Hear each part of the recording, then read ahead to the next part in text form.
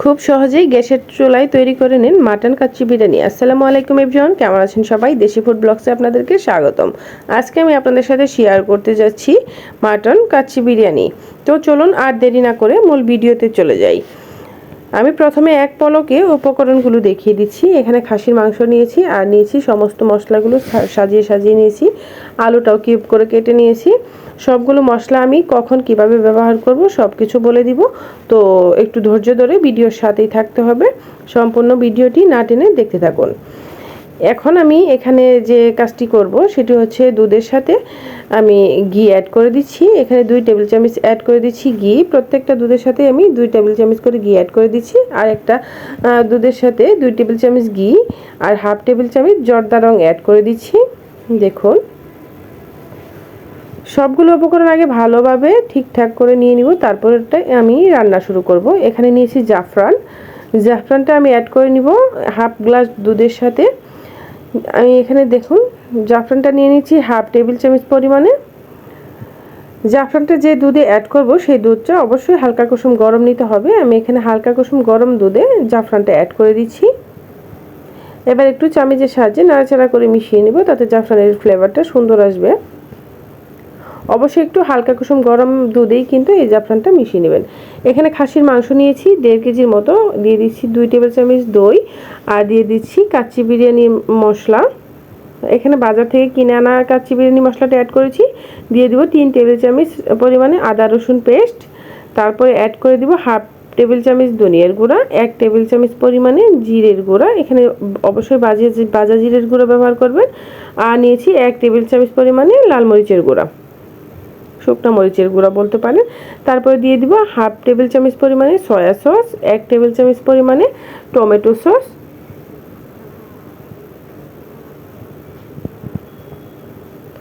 তারপরে অ্যাড করে দিব 1 টেবিল চামচ পরিমাণে বাদাম পেস্ট। এখানে আমি কাজু বাদাম আর কাঠবাদাম নিয়েছি, 1 টেবিল চামচ পরিমাণে পেস্ট করে দিয়েছি।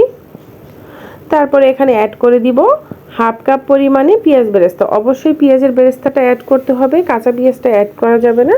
পেঁয়াজের বেরেস্তাটা অ্যাড করলে কিন্তু ফ্লেভারটা আরও ভালো আসে, খাবারটা ভীষণ টেস্টি হয়। এবার 2 টেবিল চামচ ঘি অ্যাড করে দিব। দেখুন আমি অ্যাড করে দিচ্ছি 2 টেবিল চামচ পরিমাণে ঘি।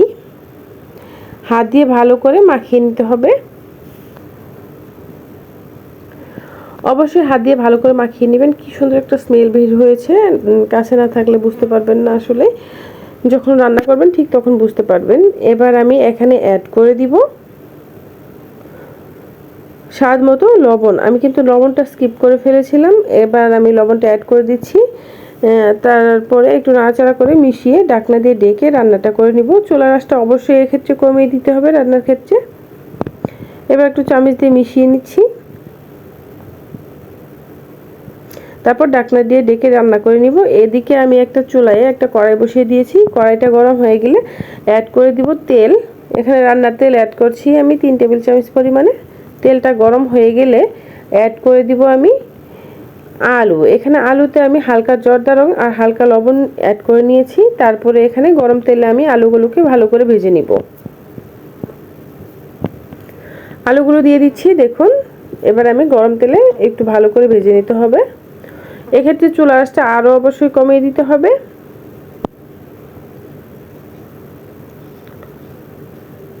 দেখুন, একটু সময় নিয়ে ধৈর্য সহকারে কিন্তু আলুগুলো ভাজতে হবে। এই পিঠ ওই পিঠ উলট পালট করে দিয়ে কিন্তু আলুগুলো ভাজতে হবে।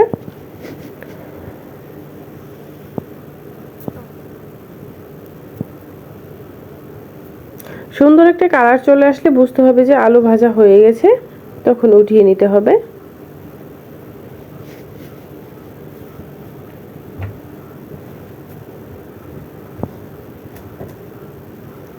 দেখুন এরকম একটু লাল লাল হয়ে আসছে।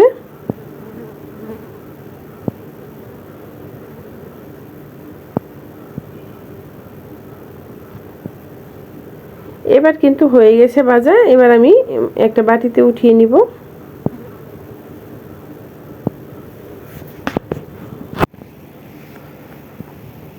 উঠানো হয়ে গেছে, আলু ভাজা হয়ে গেছে। এদিকে তরকারিটার কি অবস্থা দেখুন, তরকারিটা কিন্তু বলক দিয়ে দিয়েছে আর অনেকটা ঝুলে উঠে গেছে।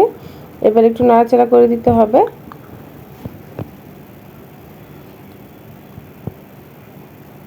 আর কোনো রকম পানি অ্যাড করব না, যে পানিটা উঠে আসছে সেই পানি দিয়েই কিন্তু রান্নাটা হয়ে যাবে। এক্ষেত্রে চুলার আঁচটা অবশ্যই কমিয়ে দিয়েই এই কাচ্চি রান্নাটা করতে হবে। কিছুক্ষণ পর পর অবশ্যই একটু নাড়াচাড়া করে দিতে হবে, না হলে কিন্তু নিচে লেগে যেতে পারে। এবার কয়েকটা কাঁচামরিচ অ্যাড করে দিচ্ছি।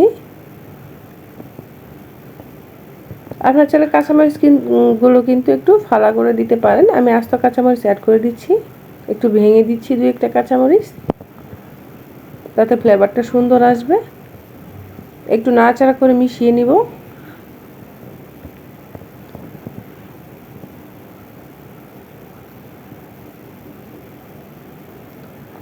এখানে আমি একটু পানি নিয়েছি 1 লিটারের একটু উপরে, অ্যাড করে দিব কাবাব চিলি, শাহি জিরা, স্টার, দারচিনি, এলাচ সব মশলা আমি অ্যাড করে দিচ্ছি। পানিটা একটু বলক দেওয়া পর্যন্ত অপেক্ষা করব। পানিটা বলক দেওয়ার আগে একটু গরম হয়ে গেলে অ্যাড করে দিয়েছি আমি পোলাওর চাল। এখানে আমি 1 কেজি পরিমাণে পোলাওর চাল নিয়েছি। চালটা অ্যাড করে দিচ্ছি।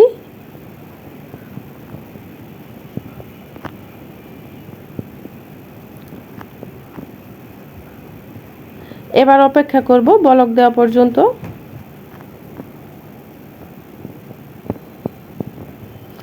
মাঝখানে কিন্তু অবশ্যই একটু নাড়াচাড়া করে দিতে হবে, না হলে কিন্তু একটু দলা বেঁধে যেতে পারে।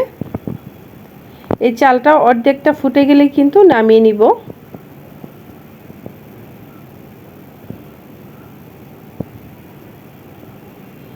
দেখুন বলক দিয়েছে,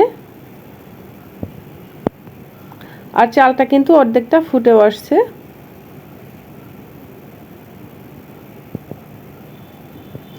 এবার চুলাটা অফ করে দিয়েছি, পানিটা ঝরিয়ে নিব আমি।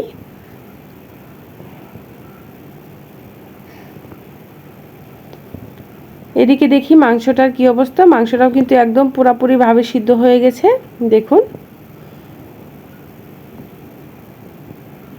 একদমই ঝোলটাও নেই, একদম মাখা মাখা হয়ে গেছে। এবার অ্যাড করে দিব ভেজে রাখা আলু। এক এক করে সাজিয়ে দিচ্ছি আমি ভেজে রাখা আলুগুলো।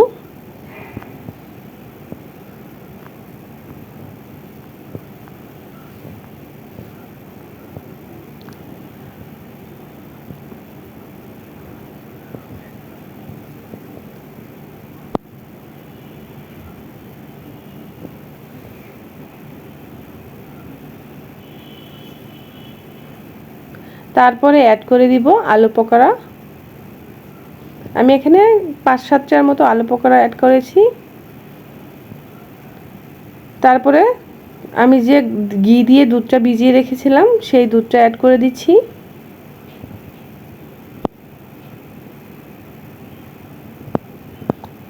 এবার অ্যাড করে দিব অর্ধেক ফোঁটা পোলাও। এটাকে পানি ঝরিয়ে নিয়েছি, গরম গরম অবস্থায় কিন্তু অ্যাড করতে হবে, ঠান্ডা করে অ্যাড করা যাবে না, একটু গরম অবস্থায় অ্যাড করে নিতে হবে। সবগুলো পোলাও কিন্তু আমি একসাথে অ্যাড করে দিব। একটু ছড়িয়ে সাজিয়ে দিব সুন্দর করে, যাতে সব জায়গায় পরিমাণ মতো পোলাওটা বসে।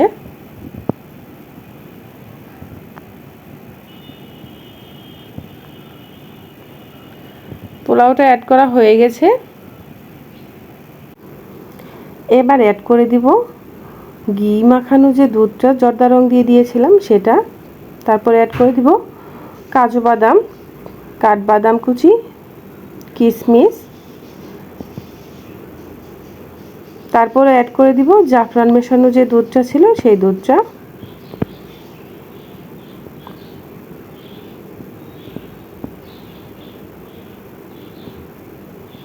তারপরে পেঁয়াজ বেরেস্তা অ্যাড করে দিব, দিয়ে ঢাকনা দিয়ে ঢেকে দিব। দিয়ে চুলার আঁচটা অবশ্যই একটু কমিয়ে দিতে হবে। ঢাকনা খুলে আবারও একটু ঢাকনা দিয়ে ঢাকনার মুখটা একদম ভালো করে বন্ধ করে দিতে হবে। চুলার আঁচটা একটু কমিয়ে দিব। তারপরে একটু মাওয়া অ্যাড করে দিব। আমি এখানে 2 টেবিল চামচ পরিমাণে মাওয়া অ্যাড করে দিচ্ছি।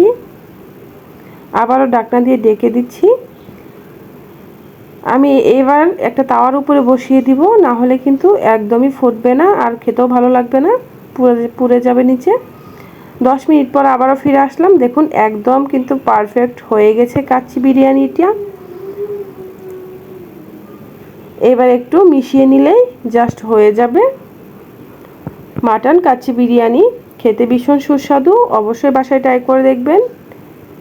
খুব ইজিভাবে আমি আজকে গ্যাসের চুলায় মাটন কাচ্চি বিরিয়ানি শেয়ার করেছি। এবার আমি পরিবেশন করে নিব। একটা বক্সে পরিবেশন করে নিচ্ছি। দেখুন কতটা দেখতে সুন্দর লাগছে, খেতেও কিন্তু ভীষণ টেস্টি একটি রেসিপি। অবশ্যই বাসায় ট্রাই করবেন। আর ভিডিওটি ভালো লাগলে লাইক, কমেন্ট, সাবস্ক্রাইব করে দিবেন। যারা এখনও চ্যানেলটাকে সাবস্ক্রাইব না করেছেন তারা অবশ্যই চ্যানেলটাকে সাবস্ক্রাইব করে দিবেন। আর ভালো থাকবেন, সুস্থ থাকবেন। আবারও কথা হবে নতুন কোনো রেসিপি নিয়ে। সেই পর্যন্ত আজকের মতো আল্লাহ হাফেজ।